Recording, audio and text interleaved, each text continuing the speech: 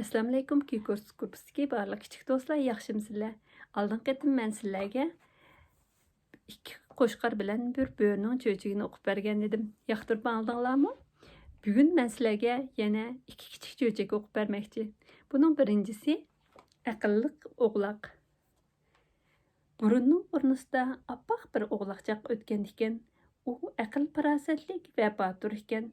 Bir kun u hamrohlar bilan yayloqda o'tlayotib, daraxt ostida o'ltirib xiyolga cho'mib ketibdi. U vaqtning buncha tez o'tib ketishini nədimi bilsin? Esini yig'ib atrofiga qarasa, hamrohlardan birimi yo'q turg'idek.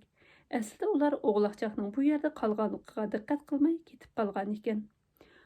O'g'loq daraxt tövida o'ltirib, padchining yoki padehtining o'zini izlab kelishini saqlabdi. Vaqt o'tgan sari hech kim kelmay qorong'i tushishga boshlabdi.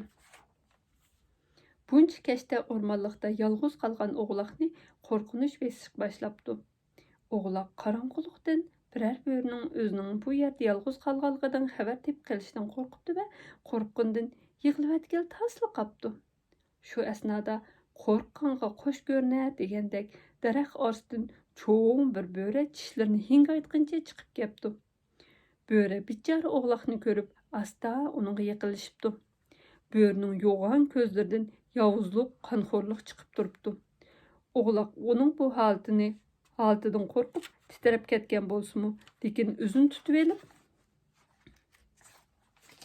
ko'nglidagi qo'rqinchni yo'shirishga tirishibdi. O'g'loq to'limi tamkin qiyofatda kulimsirab turib, "Ey notanish maxluq, xo'sh gapsan. Men yolg'iz qolgan bu kechida Tangri seni menga hamroh bo'lishga avatga o'xshamamdi?" debdi. Bu so'zni olgan bo'ri, "Hey o'g'loqjon, mendan qo'rqmadingmi? Sen meni tanimamsan?"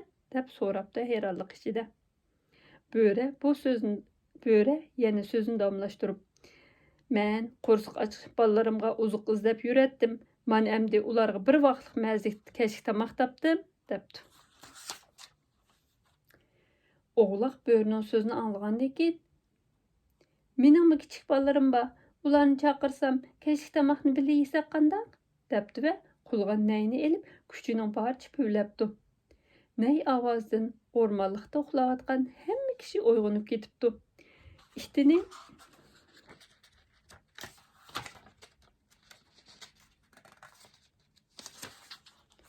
Itini agashtirib yetib kelgan o'g'loqni yutib ketgan o'g'liqni izlayotgan padichi nay ovozini anglab darhol ovoz chiqqan tarafga qarab minibdi. Padichining botur ihtimi egisiga hamroh bo'lib, o'g'loqni qutqizish uchun yugurib kelibdi. It chapdastlik bilan bo'riga etilibdi.